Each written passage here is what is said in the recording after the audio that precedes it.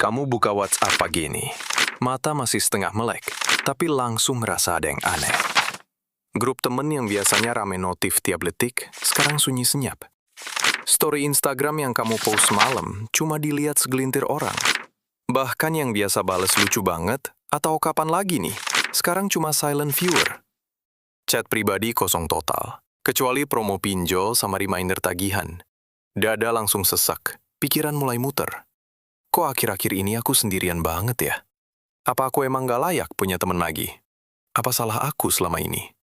Jawabannya bukan karena muka jelek, duit pas-pasan, atau nasib sial terus-menerus.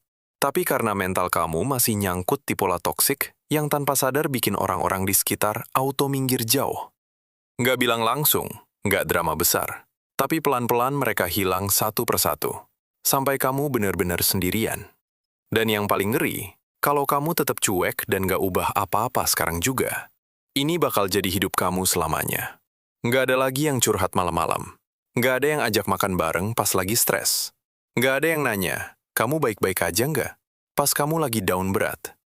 Aku tahu rasanya berat banget ngaku kalau sikap sendiri yang bikin orang pergi. Tapi makanya hari ini aku mau bongkar abis. 7 ciri mental paling mematikan yang sering jadi biang keladi orang kabur diam-diam. Lengkap sama contoh nyata dari kehidupan sehari-hari, biar kamu bisa langsung cek diri sendiri. Pertama, selalu jadi korban abadi. Contohnya temen kamu cerita dia baru dipecat. Bukannya dengerin atau kasih semangat, kamu malah langsung nyaut. Tapi aku lebih parah loh. Kemarin dipecat, pacar ninggalin, plus motor mogok di tengah jalan. Orang mulai ngerasa curhatnya nggak dihargai. Lama-lama mereka berhenti cerita sama kamu. Kedua, suka nyindir halus biar merasa lebih unggul. Misalnya temen pamer foto liburan ke Bali. Bukannya bilang keren banget, kamu komen, "Wah, bagus ya, tapi sayang fotonya buram. Mending pakai iPhone aku aja deh, hasilnya pasti lebih jernih." Kelihatannya bercanda, tapi orang rasa diserang harga diri. Akhirnya mereka mulai jarang share apa-apa lagi ke kamu. Ketiga, manipulatif sampai level gaslighting. Contoh pas kamu telah 30 menit janjian ketemu, temen protes. "Kok lama sih?" Kamu balik. "Kamu terlalu sensitif deh. Aku kan cuma telat bentar. Biasa aja kok orang telat." Orang mulai ragu sama perasaan sendiri, capek mental, dan milih mundur daripada terus dipertanyakan validitas emosinya. Keempat, nggak pernah bisa minta maaf tulus. Kalau ketahuan salah, paling banter, "Ya udah, maaf deh kalau gitu." Atau malah balik nyalahin. "Kamu juga kan dulu pernah gitu ke aku, jadi imbang lah." Orang rasa maaf kamu cuma kata-kata kosong. Kepercayaan hilang perlahan dan hubungan mati suri.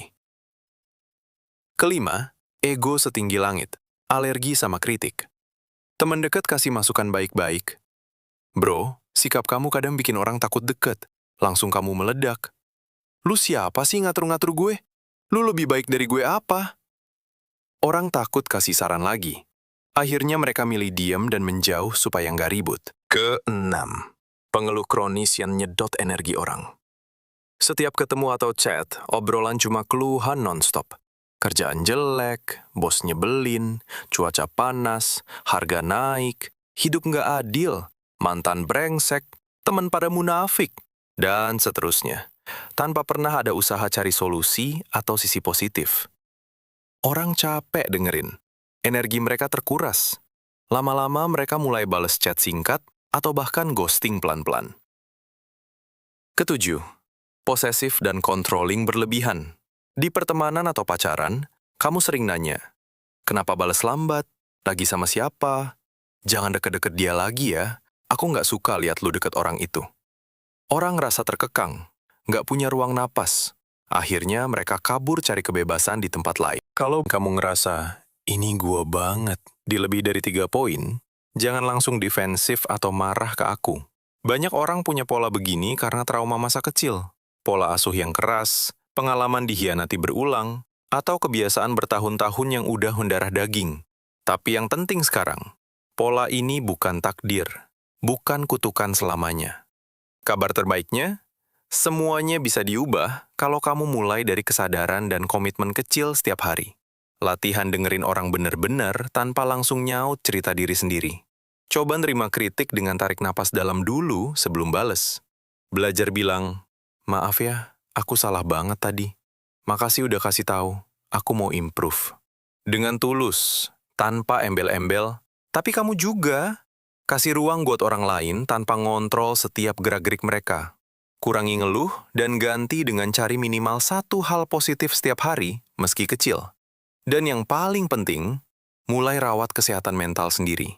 Entah lewat journaling, olahraga, baca buku self-help, atau curhat ke profesional kalau perlu. Percaya deh, pelan-pelan tapi pasti, orang bakal ngerasa aman lagi deket kamu. Chat grup yang dulu sepi bakal rame notif lagi. Ada yang tiba-tiba DM, lagi apa nih? Kangen nih nongkrong bareng. Teman lama yang udah menjauh mulai bales chat panjang lagi. Dan kamu akhirnya punya circle yang bener-bener suportif tanpa drama. Kamu nggak ditakdirkan sendirian selamanya. Kamu berharga apa adanya. Kamu layak dicintai dan punya hubungan sehat. Terima kasih udah nemenin sampai detik terakhir. Kamu kuat, kamu bisa, dan aku percaya banget sama kamu.